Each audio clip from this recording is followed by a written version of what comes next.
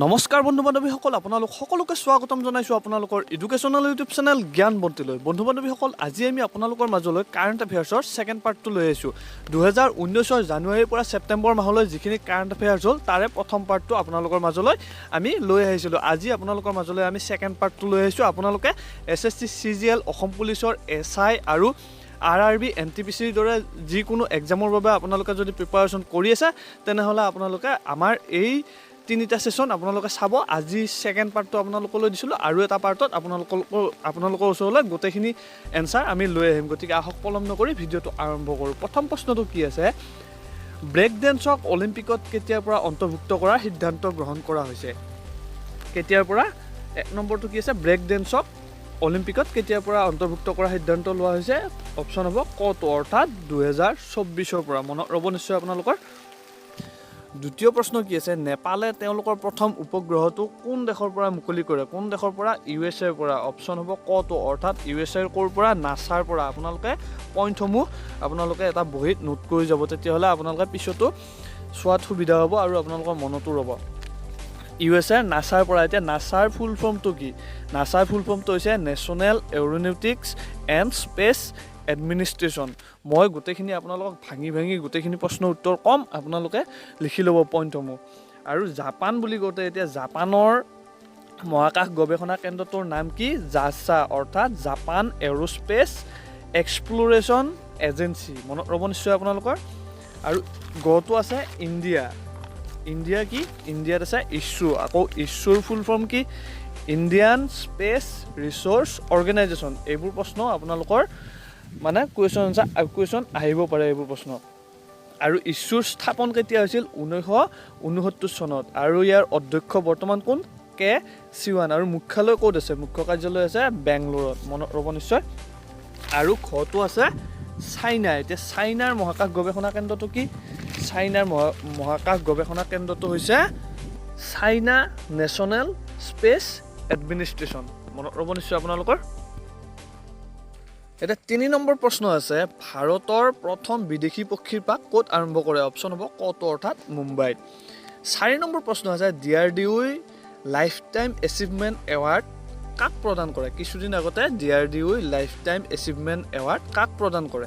কাক প্ৰদান কৰে এইটো আমি সকলোৱে জানো। কাক? Doctor AK Singh. মনত ৰ'ব নিশ্চয়, ডক্টৰ AK সিং। অপশ্যন হ'ব কত। এতিয়া 2 নম্বৰ আছে G সতীশ ৰেড্ডি। এওঁ কোন? আকৌ এওঁ কি কৈছে? মিছাইল ছিষ্টেম এৱাৰ্ডেৰে সন্মানিত কৰে। আৰু এওঁ DRDOৰ কোন? চেয়াৰমেন। মনত ৰ'ব নিশ্চয় আপোনালোকৰ। DRDOৰ চেয়াৰমেন কোন? G সতীশ ৰেড্ডি। আৰু অপশ্যন আছে গটো S কুমাৰ কিৰণ। S কুমাৰ কিৰণ কোন? ইছ্ৰোৰ প্ৰাক্তন চেয়াৰমেন। আৰু এওঁক ফ্ৰান্সৰ সৰ্বোচ্চ নাগৰিক সন্মানেৰে কিছুদিন আগতে সন্মানিত কৰে। মনত ৰ'ব নিশ্চয়। এটা 5 নম্বৰ প্ৰশ্ন কি আছে, কিছুদিন আগতে প্ৰথমবাৰৰ বাবে কোনটো ব্লেক হোলৰ ফটো পোৱা যায়? কোনটো ব্লেক হোলৰ ফটো পোৱা যায় প্ৰথমবাৰৰ বাবে? উত্তৰ হ'ব পুৱেহি নামৰ ব্লেক হোলটো। এতিয়া 6 নম্বৰ প্ৰশ্ন আছে, ইজৰাইলৰ প্ৰধানমন্ত্ৰী হিচাপে কিছুদিন আগতে কোনে শপত গ্ৰহণ কৰে? কোনে? অপশ্যন হ'ব খটো বেঞ্জামিন নেতান্যাহু। আৰু কোন? এওঁ হ'ল ইজৰাইলৰ প্ৰধানমন্ত্ৰী। এতিয়া অপশ্যন আছে স্কট মৰিছন। এওঁ হ'ল ক'ৰ? অষ্ট্ৰেলিয়াৰ প্ৰধানমন্ত্ৰী। এতিয়া অষ্ট্ৰেলিয়া বুলি কওঁতে অষ্ট্ৰেলিয়াৰ কেপিটেল কি? অষ্ট্ৰেলিয়াৰ কেপিটেল হৈছে কেনবেৰা। আৰু ইয়াৰ কাৰেঞ্চি কি? কাৰেঞ্চি হৈছে ডলাৰ। আৰু এতিয়া আকৌ অপশ্যন গটো কি আছে? হাছান ৰুহানী। হাছান ৰুহানী কোন? হাছান ৰুহানী হৈছে ইৰাণৰ কোন? প্ৰেছিডেণ্ট। আৰু ইয়াৰ কেপিটেল কি? তেহৰান। আৰু ইয়াৰ কাৰেঞ্চি কি? কাৰেঞ্চি হৈছে ৰিয়েল, ইৰাণী ৰিয়েল। মনত ৰ'ব নিশ্চয় আপোনালোকৰ। প্ৰশ্ন আছে, ICC অৰ্থাৎ ইণ্টাৰনেশ্যনেল চেম্বাৰ অফ কমাৰ্চৰ অধ্যক্ষ কিছুদিন আগতে কোন হয়? উত্তৰ হ'ব বিক্ৰমজিৎ চাহানী। বিক্ৰমজিৎ চাহানী। এতিয়া ICC হেডকোৱাৰ্টাৰ ক'ত? ICC হেডকোৱাৰ্টাৰ হৈছে পেৰিছত। এতিয়া পেৰিছ বুলি কওঁতে পেৰিছখন হৈছে ফ্ৰান্সৰ ৰাজধানী। মনত ৰ'ব নিশ্চয়। আকৌ এতিয়া পেৰিছখন কোন নদীৰ পাৰত অৱস্থিত বুলি ক'লে কি হ'ব? এইখন হৈছে চীন নদীৰ পাৰত অৱস্থিত। ইয়াৰ কাৰেঞ্চি কি? ফ্ৰান্সৰ কাৰেঞ্চি হৈছে ইউৰো। আৰু ফ্ৰান্সৰ প্ৰেছিডেণ্ট হৈছে ইমানুৱেল মেক্ৰন। মনত ৰ'ব নিশ্চয় আপোনালোকৰ। 8 নম্বৰ প্ৰশ্ন এতিয়া কি আছে, ভাৰতৰ ৰাষ্ট্ৰপতিয়ে CRPFৰ শ্বহীদ পৰিয়াললৈ কোনটো এপ মুকলি কৰে? কোনটো এপ? এই এপটো মুকলি কৰে, অৰ্থাৎ CRPF বীৰ পৰিবাৰ নামৰ এপটো মুকলি কৰে। এতিয়া CRPF বুলি কওঁতে CRPৰ ফুল ফৰ্মটো কি? চেণ্ট্ৰেল ৰিজাৰ্ভ পুলিচ ফ'ৰ্চ, মনত ৰ'ব নিশ্চয়। আৰু CRP স্থাপন কেতিয়া হয়? 27 জুলাই 1939 চনত স্থাপন হয়। আৰু ইয়াৰ হেডকোৱাৰ্টাৰ ক'ত? নতুন দিল্লীত। আৰু মনত ৰ'ব নিশ্চয় আপোনালোকৰ। আৰু ইয়াৰ কি? CRPFৰ অধ্যক্ষ বৰ্তমান কোন হৈছে? আপোনালোকে এইটো চাওক, তেতিয়া আপোনালোকৰ মনত ৰ'ব। এতিয়া 9 নম্বৰ প্ৰশ্ন কি আছে? 9 নম্বৰ প্ৰশ্নটো আমি অলপমান বিশ্ব বেংকৰ বিষয়ে আলোচনা কৰিম। গতিকে 9 নম্বৰ প্ৰশ্নটো আছে, বিশ্ব বেংকৰ অধ্যক্ষ কাক নিৰ্বাচন কৰা হয়? মূল প্ৰশ্নটো এতিয়া কাক নিৰ্বাচন কৰা হয় কিছুদিন আগতে? সেইটো হৈছে অপশ্যন হ'ব ক'টো, অৰ্থাৎ ডেভিড মালপাছক। মনত ৰ'ব নিশ্চয়। এতিয়া আকৌ এওঁ কেই নম্বৰ অধ্যক্ষ আছিল? এওঁ কেই নম্বৰ অধ্যক্ষ হৈছে বৰ্তমান? এওঁ হৈছে 12 নম্বৰ অধ্যক্ষ। আৰু এওঁ ক'ৰ? এওঁ হৈছে আমেৰিকা। আৰু এটা কথা আপোনালোকে মনত ৰাখিব যে বিশ্ব বেংকৰ এতিয়ালৈকে যিমানখিনি অধ্যক্ষ হৈছে তেওঁলোক সকলো আমেৰিকাৰে হয়। আৰু বিশ্ব বেংকৰ স্থাপন কোন চনত হৈছে? 1944 চনত, অৰ্থাৎ 1944ত। আৰু ইয়াৰ হেডকোৱাৰ্টাৰ ক'ত? হেডকোৱাৰ্টাৰ হৈছে ৱাশ্বিংটন ডিচিত। মনত ৰ'ব নিশ্চয় আপোনালোকৰ। এতিয়া অপশ্যন আছে খ। খটো কি হ'ব? অংশুলা কান্ত। এওঁ আকৌ কোন? অংশুলা কান্ত হৈছে এওঁ আগতে ভাৰতৰ ষ্টেট বেংকৰ MD আছিল। ষ্টেট বেংকৰ MD আছিল, মনত ৰ'ব নিশ্চয়। আৰু এতিয়া তেওঁ বিশ্ব বেংক অৰ্থাৎ ৱৰ্ল্ড বেংকৰ MD আৰু CFO। এতিয়া মই যে ক'লোঁ CFO, এতিয়া CFOৰ ফুল ফৰ্মটো কি আহিব পাৰে? এতিয়া CFOৰ ফুল ফৰ্ম হৈছে চিফ ফাইনেন্সিয়েল অফিচাৰ। আপোনালোকে পইণ্টসমূহ নোট কৰি যাব। এতিয়া অপশ্যন গটো কি আছে? ক্ৰিষ্টালিনা জাৰ্জিভা। এওঁ কোন আকৌ? এতিয়া ক্ৰিষ্টালিনা জাৰ্জিভা এওঁ কোন? এওঁ আছিল আগতে IMFত আছিল, কিন্তু এতিয়া বিশ্ব বেংক অৰ্থাৎ ৱৰ্ল্ড বেংকৰ CEO হয়। CEO এতিয়া কোন? ক্ৰিষ্টালিনা জাৰ্জিভা। এতিয়া IMFৰ ফুল ফৰ্ম কি? IMFৰ ফুল ফৰ্ম হৈছে আইৰে ইণ্টাৰনেশ্যনেল, আৰু এইটো এমেৰে মনিটাৰী, আৰু এইটো হৈছে ফাণ্ড। মনত ৰ'ব নিশ্চয় আপোনালোকে। এইটো ফুল ফৰ্মটো আপোনালোকে নোট কৰি যাব। এতিয়া আৰু 10 নম্বৰ প্ৰশ্ন কি আছে? কিছুদিন আগতে কোন দেশে সূৰ্যৰ অধ্যয়নৰ বাবে আদিত্য L1 যান পঠিয়াই? কোনে? ভাৰতে। এতিয়া ভাৰতৰ ক'ৰ পৰা পঠিয়াই? ইছ্যুৰ পৰা পঠিয়াই। এতিয়া ইছ্যুৰ আপোনালোকক গোটেইখিনি আপোনাক কৈয়ে আছোঁ ইছ্যুৰ বিষয়ে। ইছ্যুৰ অধ্যক্ষ হৈছে K Sivan, মুখ্য কাৰ্যালয় হৈছে বেংগলুৰু। গতিকে মনত ৰ'ব নিশ্চয় আপোনালোকৰ। এতিয়া 11 নম্বৰ প্ৰশ্ন কি আছে? কোনে অধিক সময় নৃত্য কৰি বিশ্ব ৰেকৰ্ড গঢ়ে? অধিক সময় নৃত্য কৰি কিছুদিন আগতে কোনে বিশ্ব ৰেকৰ্ড গঢ়ে? কোনে? নিশ্চয় জানে আপোনালোকে, বন্দনা। অপশ্যন ক'টো, অৰ্থাৎ এওঁ 126 ঘণ্টা নৃত্য কৰি বিশ্ব ৰেকৰ্ড গঢ়িছে। আৰু এওঁ হৈছে নেপালৰ। আকৌ এওঁ বন্দনাই কাক পিছ পেলাই? এই হেমলতা। এওঁ হৈছে হেমলতা কেৰেলাৰ। আৰু অপশ্যন গটো আছে বালা সৰস্বতী। এওঁ হৈছে কোন? ভাৰত নাট্যমৰ বাবে এওঁ বিখ্যাত। মনত ৰ'ব নিশ্চয় আপোনালোকৰ। এতিয়া 12 নম্বৰ প্ৰশ্ন কি আছে? পৃথিৱীৰ প্ৰথম সকলোতকৈ দ্ৰুতবেগী বুলেট ৰেলখন কোন দেশত পৰীক্ষা কৰে? এতিয়া মই এইখিনিতে কৈ থওঁ, মই আপোনালোকক তিনিটা ছেশ্যনত য'ত মই প্ৰথম শব্দটো দিছোঁ, এই প্ৰশ্নকেইটা আপোনালোকৰ খুবেই সম্ভাৱনীয় প্ৰশ্ন উত্তৰ। গতিকে আপোনালোকে মনোযোগ দি এই প্ৰশ্নকেইটা চাব। এতিয়া উত্তৰ কোনটো হ'ব? অপশ্যন হ'ব ক'টো, অৰ্থাৎ জাপানত। এতিয়া জাপানত কোনখন ৰেল ট্ৰায়েল কৰে? আলফা এক্স নামৰ ৰেলখন ট্ৰায়েল কৰে। এইখনৰ স্পীড কিমান?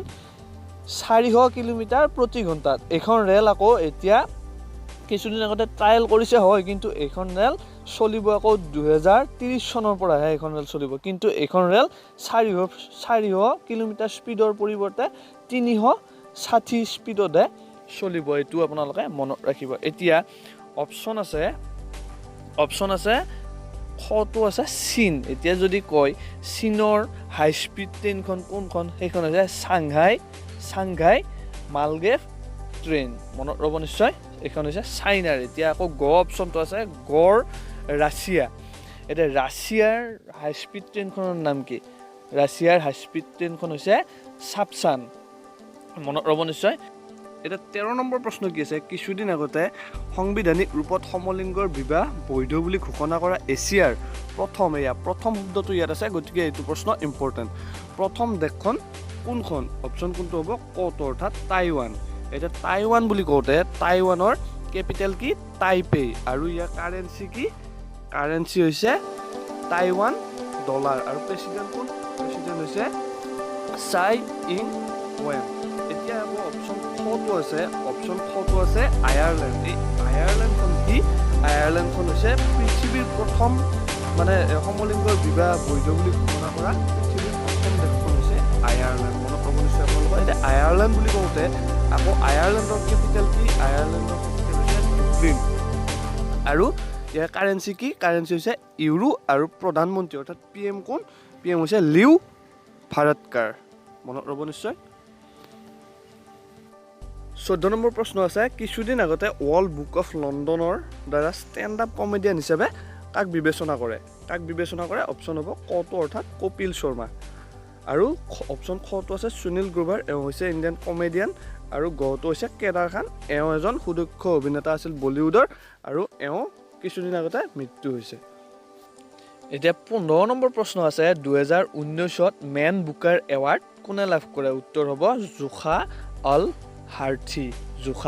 হাৰ্থিয়ে মেন বুকাৰ এৱাৰ্ড লাভ কৰে আৰু এতিয়া আকৌ এই জোখা অল হাৰ্থি ক'ৰ হয় এওঁ হৈছে ওমানৰ আৰু ইয়াৰ ওমানৰ প্ৰেসিডেন্ট কোন কাবুছ বিন ছেইদ অল ছেইদ মনত ৰ'ব নিশ্চয় কাবুছ বিন ছেইদ অল ছেইদ আৰু 2019 চনৰ 17 ফেব্ৰুৱাৰীত এওঁ শপত গ্ৰহণ কৰে তাৰ প্ৰেসিডেন্ট হিচাপে আৰু এতিয়া ওমানৰ কাৰেন্সি কি ওমানৰ কাৰেন্সি হৈছে ওমানি ৰিয়েল আৰু ইয়াৰ কেপিটেল কি কেপিটেল হৈছে মাস্কাট মনত ৰ'ব নিশ্চয়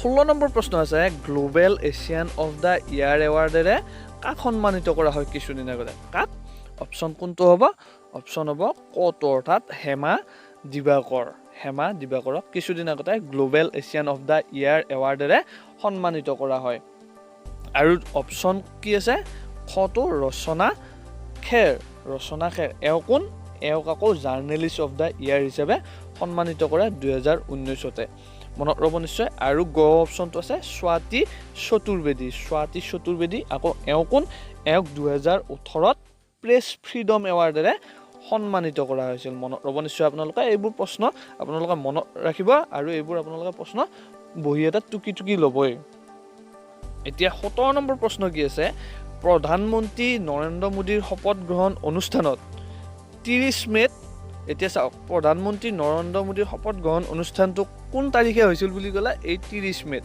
গতিকে প্ৰধানমন্ত্ৰী নৰেন্দ্ৰ মোদীৰ শপত গ্ৰহণ অনুষ্ঠানত 30 মেত কোনটো সংগঠনৰ মুখ্য অতিথি হিচাপে থাকে কোনটো বিমষ্টেক এই সংগঠনটোৰ মুখ্য অতিথি হিচাপে থাকে মনত ৰ'ব নিশ্চয় 18 নম্বৰ প্ৰশ্ন আছে নতুন শিক্ষানীতিৰ অন্তৰ্ভুক্ত হোৱা নিয়ম অনুসৰি কোনটো পাঠ্যক্ৰম উঠাই দিবলৈ কোৱা হৈছে অপশ্যন 4টা আছে ইয়াত উত্তৰ হ'ব গটো অৰ্থাৎ এমফিলটো এটা 19 নম্বৰ প্ৰশ্ন আছে কিছুদিন আগতে ভাৰতৰ কোনগৰাকী ৰাষ্ট্ৰপতিক মেক্সিকোৰ সৰ্বোচ্চ নাগৰিক সন্মানেৰে সন্মানিত কৰা হয় ভাৰতৰ কোনগৰাকী ৰাষ্ট্ৰপতিক প্ৰাক্তন ৰাষ্ট্ৰপতিক কোন প্ৰতিভা দেৱী সিং পাটিল ডাঙৰীয়ানীক মনত ৰ'ব নিশ্চয় আকৌ এওঁ কোন আছিল ভাৰতৰ প্ৰথম মহিলা ৰাষ্ট্ৰপতি আছিল এওঁ আকৌ এটা অপশ্যন খটো হৈছে প্ৰণৱ মুখাৰ্জী কোন এওঁ হৈছে 2019ত পদ্মশ্ৰীৰে সন্মানিত হয় প্ৰণৱ মুখাৰ্জী আৰু এতিয়া অপশ্যন আছে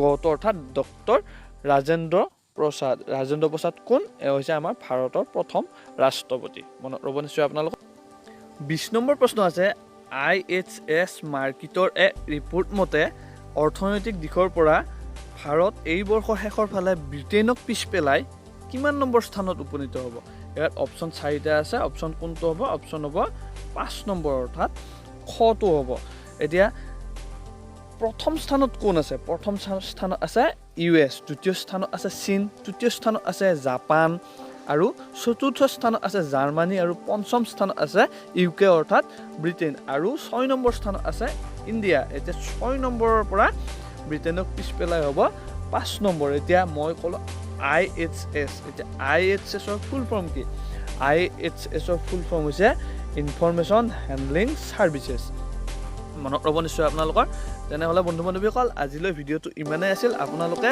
থাৰ্ড পাৰ্টটো চাই থাকিব মই কম দিনৰ ভিতৰতে আপোনালোকক থাৰ্ড পাৰ্টটো লৈ আহিম গতিকে আজিলৈ ভিডিঅ'টো ইমানেই আছিল ধন্যবাদ জয় হিন্দ জয় আই অসম